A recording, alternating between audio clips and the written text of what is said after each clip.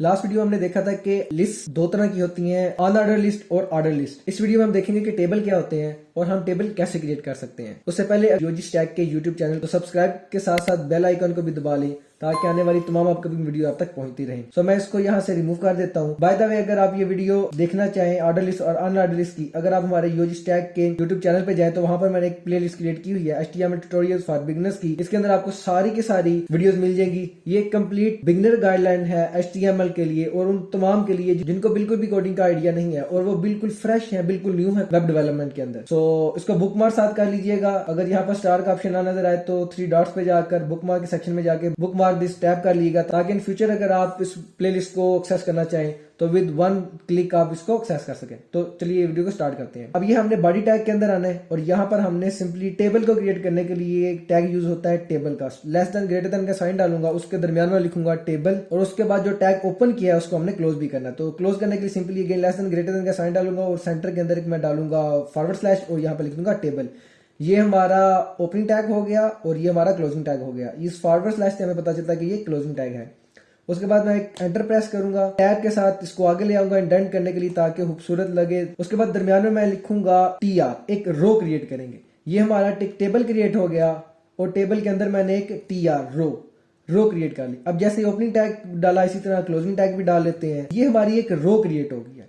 अब टेबल के अंदर रोज एंड कॉलम्स होते हैं तो सिंपली इसको मैं एंटर प्रेस करके इस रो में हम ले लेते हैं हेडिंग्स, यानी कि ऊपर जो कॉलम की हेडिंग होगी वो हम ले लेते हैं। सो उसके लिए लेस देन ग्रेटर देन का साइन और TH डाल के हम उसकी हेडिंग क्रिएट कर लेंगे।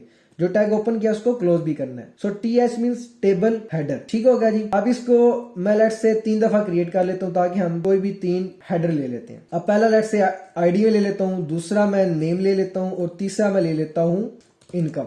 अब जैसे ही मैं इसको कंट्रोल S करके सेव करता हूँ और इसको मैं प्रीव्यू करता हूँ ब्राउजर के अंदर, सो ये हमारी पहले ऑर्डर लिस्ट क्रिएट हुई है। अनऑर्डर लिस्ट और ऑर्डर लिस्ट प्रीवियस वीडियो से है। इसको मैं सिंपली रिफ्रेश करता हूँ, यहाँ पर मेरे पास ID नेम और इनकम आ जाता है। ये वही है। ये इस टेबल के अंदर मैंने एक रो क्रिएट की और रो के अंदर मैंने 3 हेडर्स ले लिए, ID नेम और इनकम। ये एक रो के अंदर 3 मेरे पास हेडिंग शो हो रही है। अब इसको मैं मिनिमाइज कर देता हूँ। अब यहाँ पर मैंने कुछ डाटा शो करना है। ID के कॉलम में ID, नेम के कॉलम में नेम और इनकम के कॉलम में नेम। तो मैं क्या करूंगा, एक और रो लूंगा, उसके अंदर मैं ID दूंगा, नेम दूंगा, इनकम दूंगा, फिर एक और रो लूंगा जिसके अंदर दूसरे लड़के की ID, नेम और इनकम दूंगा। तो उसके लिए क्या करते हैं, मैं इसको अगेन क्लोज कर देता हूँ। यहाँ पर इस TR के नीचे टेबल टैग के अंदर TR और TR जहां पे क्लोज हो रहा है उसके नीचे एक और मैं रो ले लेता हूं। TR मींस टेबल रो और इसको मैं क्लोज भी कर देता हूं TR के साथ और टैब दबा के इसको मैं इंडेंट भी कर लेता हूं। ठीक हो गया। अब इसके अंदर मैं क्या ले लेता हूं, एक TD टेबल डाटा।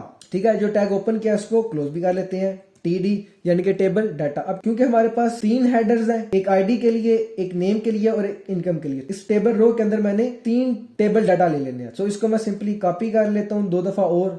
सो एक पहला ID के लिए, दूसरा नेम के लिए और तीसरा इनकम के लिए। तो ID में दे देता हूँ 101, नेम में दे देता हूँ उसामा और इनकम में दे देता हूँ लेट्स से 15,000। जैसे ही मैं इसको कंट्रोल सेव करूंगा, ब्राउजर को ओपन करके रिफ्रेश करूंगा तो यहाँ पे मुझे दिखा देगा ID के अंदर 101, नेम के अंदर उसामा और इनकम के अंदर 50,000। सो लेट्स से यहाँ पर मैं 2 और रिकॉर्ड क्रिएट करना चाहता हूँ, 2 और लोगों का डाटा एंटर करना चाहता हूँ। तो सिंपली मैं इस ब्राउजर को क्लोज करता हूँ और यहाँ पर मैं इस टेबल रो को कॉपी कर लेता हूँ। कॉपी करके इसको मैं 2 दफा और पेस्ट कर देता हूँ। सो पहले के अंदर मैं लिख लेता हूँ लेट्स से 102 और यहाँ पर मैं लिख लेता हूँ लेट्स से उस्मान और इसकी इनकम 25,000। ठीक है।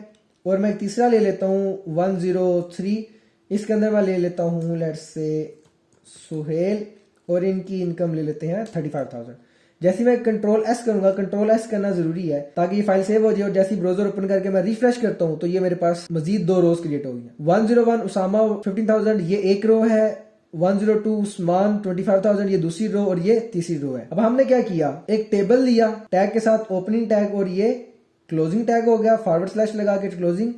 उस टेबल के अंदर एक रो ली, TR के साथ टेबल रो ली, उसको यहाँ पे क्लोज किया और इस टेबल रो के अंदर हमने 3 टेबल हेडिंग ली, TH के साथ टेबल हेडिंग ली। जो स्टार्ट किया TH उसको क्लोज भी किया। अब वो हमारे पास यहाँ पर as it is ID, name और इनकम शो होगी। अब डाटा शो करने के लिए एक और टेबल रो ली, जो नीचे रो आएगी ये ID 101, 102, 103 कॉलम है, और जैसे ID नेम और इनकम ये रो है। तो 101 उसामा 50,000 ये एक रो है। एक और रो ली हमने यहाँ पर इस TR के नीचे क्लोजिंग टैग के बाद, एक और TR रो ली, उसको ओपन किया और साथ क्लोज किया, और इन बिटवीन हमने TD 3 TD क्रिएट कर लिए, टेबल डाटा 101 उसामा और 50,000 ये हमारे पास यहाँ पर शो होगी। अब यहाँ पर एक मजे की बात, सो लेट्स से उस्मान भाई का अगर हमारे पास उनकी सैलरी नहीं है, अगर मैं TD को यहां से रिमूव कर दूं और उसके बाद सेव करूं और रिफ्रेश करूं तो क्या होगा, इनकम वाली टैब में से इनकम रिमूव होगी। ठीक है, अब अगर मैं कहता हूं मेरे पास थर्ड रो है, सुहेल भाई है, इनकी जो ID है वो नहीं मेरे पास।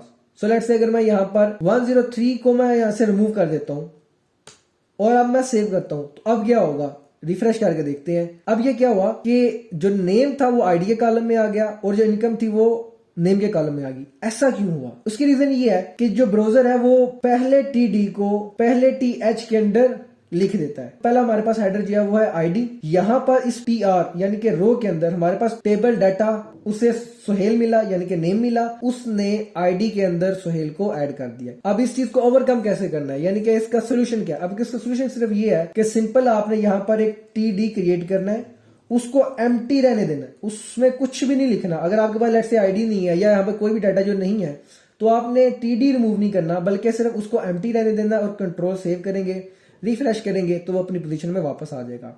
सो हमारे पास ID नहीं है, कोई मसला नहीं है, हमने TD रिमूव नहीं करना बल्कि यहाँ पर उसके लिए सिर्फ एम्प्टी लगा देना। तो इसी तरह हमने यहाँ पर भी सेकंड डाटा के अंदर भी हमने TD रिमूव नहीं कर देना बल्कि TD लगा रहने देना है, लेकिन उसके अंदर हमने डाटा कुछ नहीं एंटर करना। सिंपली सेव करेंगे तो रिफ्रेश करेंगे।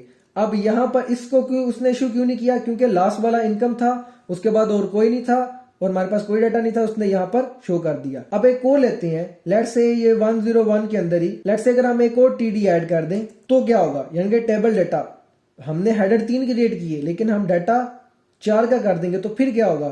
सो यहाँ पे लेट्स से मैं लिख देता हूँ ब्ला ब्ला, सिंपली सेव करता हूँ, रिफ्रेश करता हूँ तो उसने क्या किया, एक आगे कॉलम बना के उसके अंदर उसको ऐड कर दिया। अगरचे हेडर नहीं है लेकिन उसे फिर भी ऐड कर दिया।